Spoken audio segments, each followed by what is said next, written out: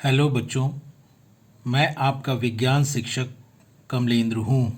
आज हम लोग कक्षा 10 विज्ञान के अध्याय 10 प्रकाश परावर्तन तथा अपवर्तन के अंतर्गत आपकी किताब में पेज 194 पर दिए गए प्रश्नों में प्रश्न संख्या 1 व प्रश्न संख्या 2 के हल को समझने का प्रयास करेंगे। जैसा कि आप देख रहे हैं, आपकी किताब में पेज 194 पर दिए गए प्रश्नों में प्रश्न संख्या 1 में दिया गया है कि वायु में गमन करती प्रकाश की एक किरण जल में तिरछी प्रवेश करती है।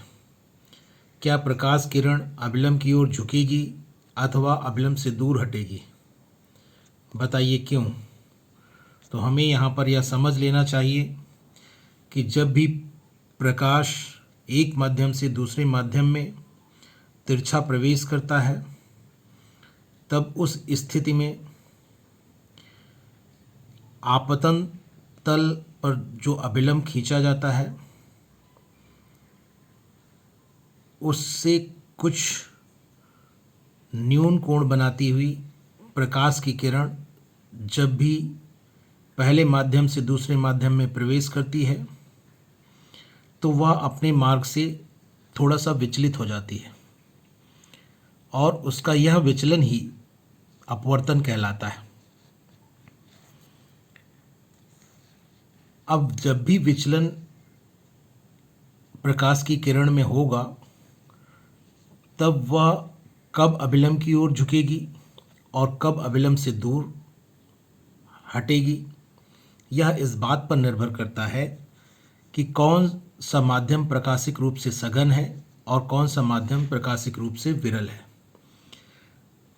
प्रकाशिक रूप से सघनता का हम मापन जब भी करते हैं तो माध्यम के अपवर्तनांक से करते हैं। यह बात हमें सदैव ध्यान रखनी है। किसी भी माध्यम की प्रकाशिक रूप से सघनता का मापन हम उस माध्यम के अपवर्तनांक से करते हैं। इसके अतिरिक्त हमको यह भी पता होना चाहिए कि अधिक अपवर्तनांक वाला माध्यम प्रकाशिक रूप से अधिक सघन माध्यम होता है। तो आपकी किताब में सारणी 10.3 में यदि आप देखें तो यहाँ पर वायु का अपवर्तनांक 1.003 दिया गया है और जल का अपवर्तनांक 1.33 दिया गया है। और यहाँ पर आपके प्रश्न में यही दोनों माध्यम दिए गए हैं। प्रकाश की किरण वायु से चलकर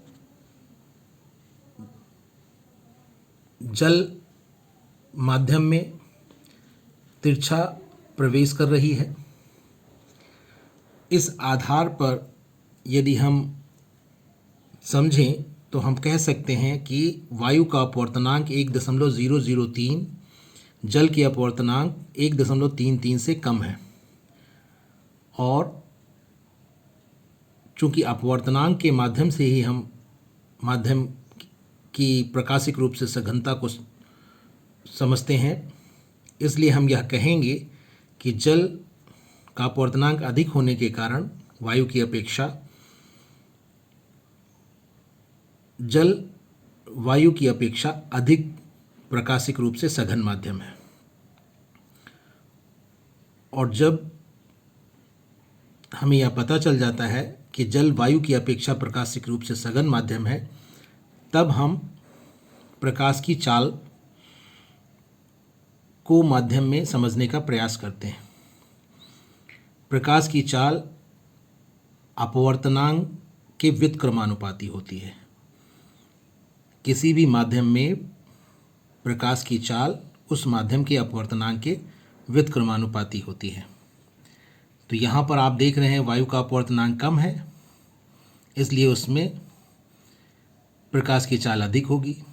जल का अपवर्तनांक अधिक है, इसलिए जल में प्रकाश की चाल वायु में प्रकाश की चाल की अपेक्षा कम होगी और इसी कारण प्रकाश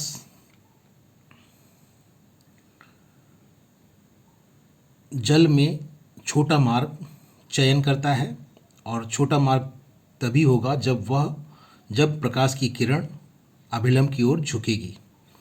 और इसीलिए हम यहाँ उत्तर के रूप में हमने यहाँ पर लिखा है कि अतः प्रकाश की किरण जब वायु में गमन करती हुई जल में तिरछी प्रवेश करेगी तो प्रकाश की किरण अभिलंब की ओर झुक जाएगी।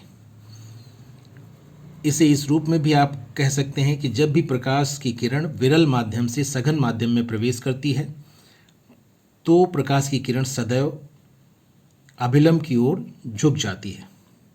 यहाँ पर वायु विरल माध्यम है प्रकाशिक रूप से और जल प्रकाशिक रूप से सघन माध्यम है वायु की अपेक्षा। इसलिए वायु में गमन करती हुई प्रकाश की किरण जल में जब तिरछी प्रवेश करेगी तो प्रकाश की किरण अभिलंब की ओर झुक जाएगी। इस प्रकार आपने पहले प्रश्न के उत्तर को समझ लिया होगा। अब यदि हम प्रश्न संख्या 2 जो कि आपकी किताब में पेज 194 पर दिया गया है उसे समझने का प्रयास करें तो इसमें लिखा है प्रकाश वायु से 1.50 अपवर्तनांक की कांच की प्लेट में प्रवेश करता है। कांच में प्रकाश की चाल कितनी है? निर्वात में प्रकाश की चाल 3 × 10⁸ मीटर प्रति सेकंड है। प्रकाश की चाल सबसे अधिक निर्वात में ही होती है।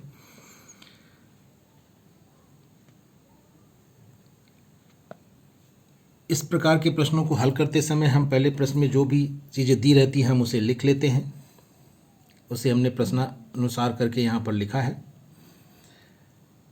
वायु के सापेक्ष कांच का अपवर्तनांक हमें दिया गया है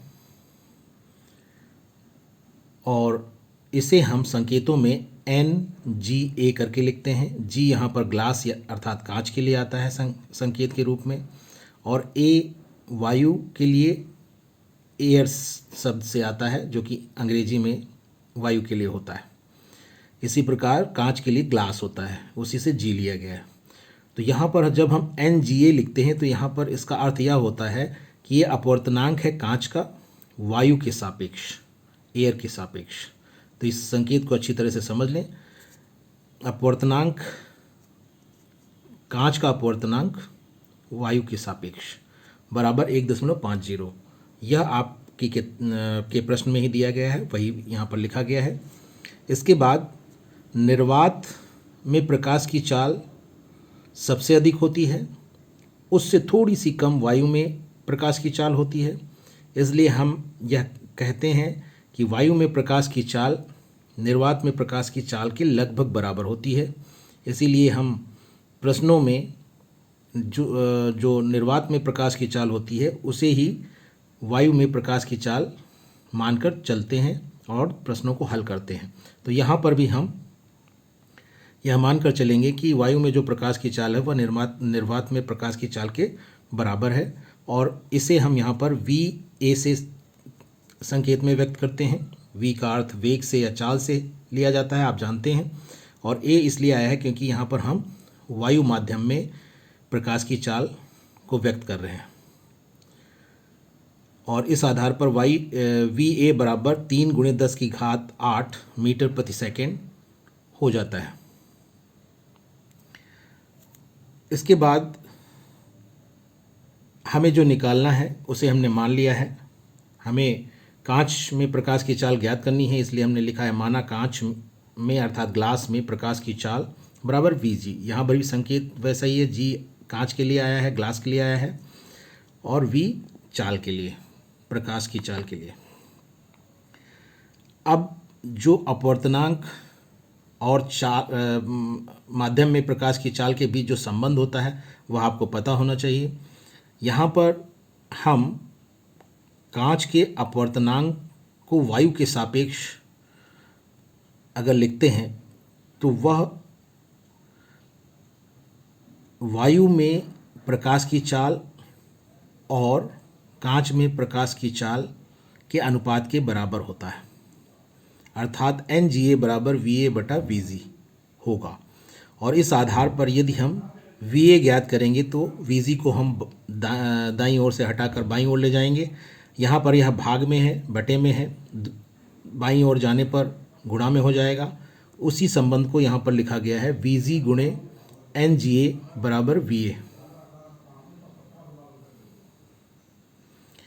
और इस आधार पर यदि हम VG का मान ज्ञात करना चाहते हैं, जिस राशि का मान हमें ज्ञात करना होता है उसे हम बाईं तरफ अकेला रखते हैं और इस आधार पर NGA को हम बाईं तरफ से हटाएंगे और दाईं तरफ ले जाएंगे। NGA गुणा में है बाईं ओर, तो दाईं ओर जब जाएगा तो भाग में जाएगा अर्थात बटे में जाएगा, अर्थात VA के नीचे लिखा जाएगा।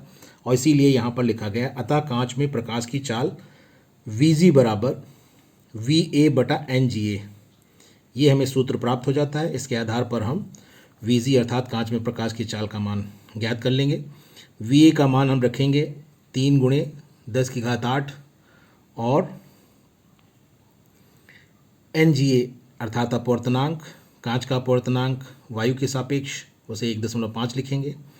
और इसे हल करने के लिए आप जानते हैं कि जब हर में दशमलव वाली संख्या होती है अर्थात उससे जिससे भाग करना होता है वह दशमलव में होती है, तो हम दशमलव को पहले हटा लेते हैं।